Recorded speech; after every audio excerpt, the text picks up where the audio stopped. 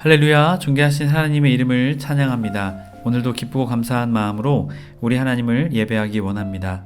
5월 14일 화요일 아침 예배를 하나님께 드리겠습니다. 기도하겠습니다. 은혜와 사랑이 풍성하신 하나님 아버지 감사합니다. 주님의 은혜와 사랑을 오늘도 간구합니다. 우리의 삶에 채워주시고 주님이 함께 하시는 은혜의 삶 살아갈 수 있도록 주님 우리를 인도하여 주시옵소서. 우리 구주 예수 그리스도의 이름으로 기도드립니다. 아멘. 시편의 말씀으로 우리 하나님을 찬양하기 원합니다.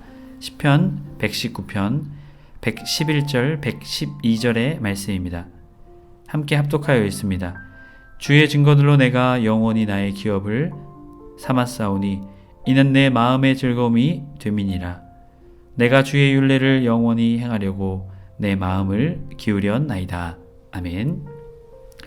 오늘 우리에게 주신 하나님 말씀은 사도행전 7장 17절에서 36절까지의 말씀입니다. 매일 성경 57페이지에 있습니다. 본문이 길므로 17절부터 22절까지의 말씀만 봉독하겠습니다.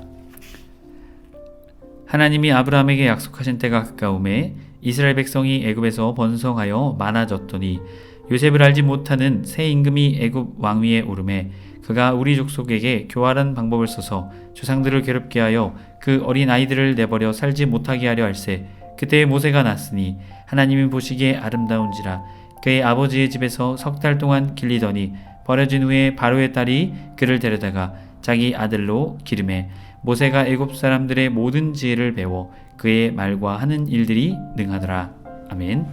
할렐루야. 오늘 하루의 첫 시작을 주님을 바라봄으로 주님께 나아감으로 시작하는 해림의 모든 성도님들을 주님의 이름으로 축복합니다. 오늘은 그림자와 실체라는 제목으로 말씀을 나누고자 합니다. 스데반은 모세의 이야기를 통해 모세를 거부한 조상들, 이 유대인들의 조상들처럼 유대인들이 하나님이 보내신 구원자 예수 그리스도를 배척하고 있음을 지적하고 있습니다. 족장시대의 역사를 계속해서 말하고 있죠. 아브라함 그리고 요셉, 그 이야기를 통해서 예수 그리스도가 바로 복음의 정통성, 복음의 근거가 되시는 분, 그리고 구약 성경에 예언된 메시아임을 말하고 있습니다. 오늘 말씀은 모세를 통해 계속해서 이야기하죠. 스데반은 모세를 통해서 이 모세를 존중하고 또한 이 율법을 좋아하는 유대인들, 하지만 그들은 실상 진정 모세를 존중하고 하나님께 집중하지 못하는 그들의 모습을 보여주죠. 그들은 그들의 유익대로 살아가는 모습을 지적하고 있습니다. 오늘 17절부터 22절까지는 모세의 유년과 청년 시기를 말해주고 있죠. 하나님이 아브라함에게 약속하신 때 가까움에 이스라엘 백성이 애굽에서 번성하였다라고 말하고 있습니다. 이스라엘 백성이 번성하게 된 이유는 무엇입니까? 하나님의 약속 때문입니다. 출애굽기 1장 7절 자손의 번성, 약속이 성취되게 되죠. 75명의 사람들이 이제 60만에 대한 엄청난 인원으로 늘어나게 됩니다. 하지만 18절에 보면 요셉을 알지 못하는 새 임금이 왕위에 오르게 되었다라고 말합니다. 그러면서 이제 상황이 달라지게 되죠. 그가 19절에 보면 교활한 방법을 써서 조상들을 괴롭게 했다. 노동력을 창취하고 하나님의 백성인 그들을 노예로 대하게 됐죠. 그래서 그 어떻게 해요? 어린아이들을 내버려 살려두지 못하게 한다. 사내 아이를 낳게 되면 그 아이들을 죽이라라는 명령을 내리게 되죠. 하지만 그러한 위기 속에서도 하나님 어떻게 하십니까? 모세라는 사람을 물에서 건짐을 통해 이스라엘 백성의 구원을 준비하시게 되죠. 20절 그때 모세가 났는데 하나님 보시기에 아름다운지만, 이건 외모뿐만이 아니라 그의 중심, 전 인격적으로 하나님 보시기에 아름다웠다라는 것입니다. 하지만 버려지게 되죠. 버려진 후 바로의 딸이 그를 데려다가 자기 아들로 기르매 하나님의 은혜로 양자의 삶을 살게 됩니다. 후계자 수업을 받게 되죠. 22절 모세가 애굽 사람의 모든 지혜를 배워 그의 말과 하는 일에 능하더라. 자, 강대국에서 가장 강대국이었던 이집트에서 모든 것을 40년 동안이나 배우게 됩니다. 이제 모세의 미디안 시기 23절부터 29절까지 말씀입니다. 나이가 40이 되매 그의 형제 이스라엘 자손을 돌볼 생각이 나더니 하나님이 그 마음을 주셨다라는 것이죠. 하나님의 백성, 이스라엘 백성을 어떻게, 내 동족을 어떻게 해야 할까? 24절 한 사람이 원통한 일을 당함을 보고 보호하여 압제받는 자를 위하여 원수를 갚고 애굽 사람을 쳐 죽이니. 자, 한 사람이 이 고역 일을 하다가 학대를 받는 모습을 보게 되었다는 것이죠.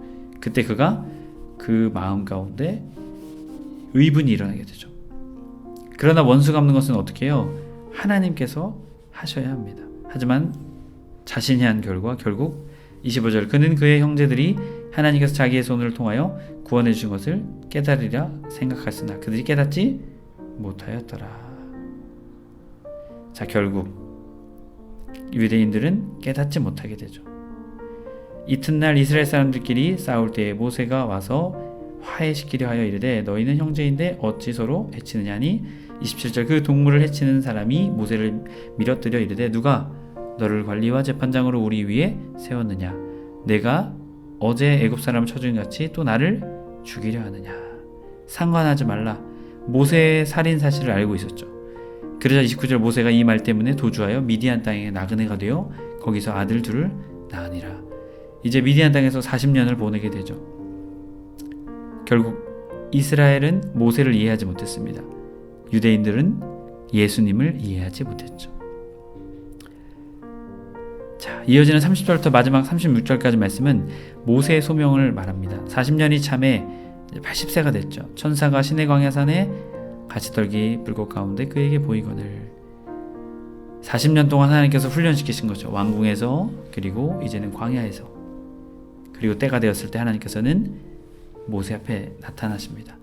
31절 모세가 광경을 보고 놀랍게 여겨 알아보려고 가까이 가니 주의 소리가 있어 나는 내 조상의 하나님 즉 아브라함과 이삭과 야곱의 하나님이라 하신데 모세가 무서워 감히 바라보지 못하더라.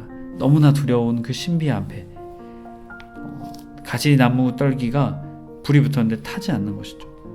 그 두려움 가운데 그가 나아가게 됩니다. 그러자 주님께서는 말씀하시죠. 내 발에 33절 내 발의 신을 벗으라. 내가 서 있는 곳은 거룩한 땅이니라. 왜 거룩한 땅일까요? 하나님이 나타나셨기 때문이죠. 그리고 하나님은 모세에게 사명을 주십니다. 34절 내 백성이 애굽에서 괴로움을 받음을 내가 확실히 보고 그 탄식하는 소리를 듣고 그들을 구원하려고 내려왔노니 이제 내가 너를 애굽으로 보내리라 하시니라. 아멘. 주님께서 보고 듣고 내려오셨다라고 말하고 있습니다. 결국 주님은 모세를 택하여 보내게 되시죠. 결국 예수님도 보내셨던 이유가 무엇입니까?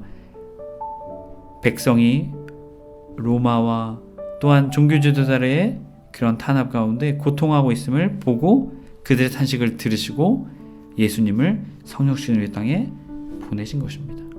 35절 그들이 말이 누가 너를 관리와 재판장으로 세웠느냐 하며 거절하던 그 모세를 하나님은 가시떨기 가운데 보이던 천사의 손으로 관리와 속량하는 자로서 보내셨으니 이 사람이 백성을 인도하여 나오게 하고 애굽과 홍해와 광야에서 40년간 기사와 표적을 행하였느니라 라고 말하게 됩니다.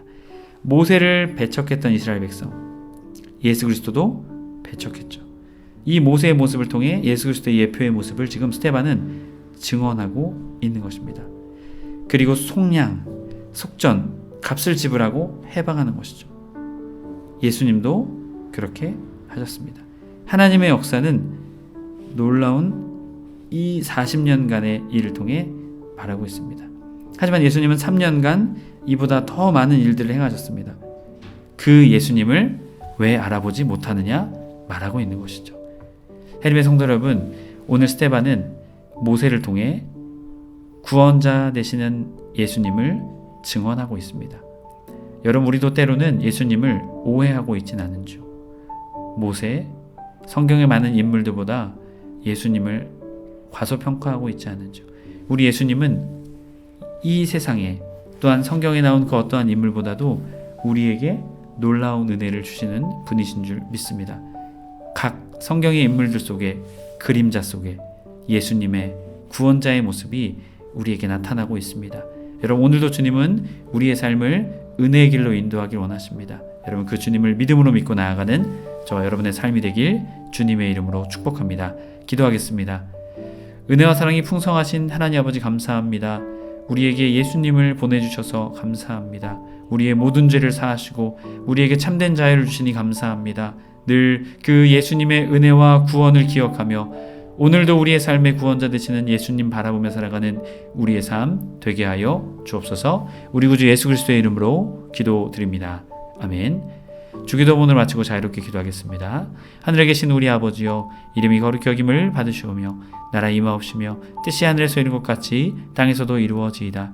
오늘날 우리에게 일용할 양식을 주옵시고 우리가 우리에게 죄 지은 자를 사하여 준 것 같이 우리의 죄를 사하여 주옵시고 우리를 시험에 들게 하지 마옵시고 다만 악에서 구하옵소서. 나라와 권세와 영광이 아버지께 영원히 있사옵나이다. 아멘.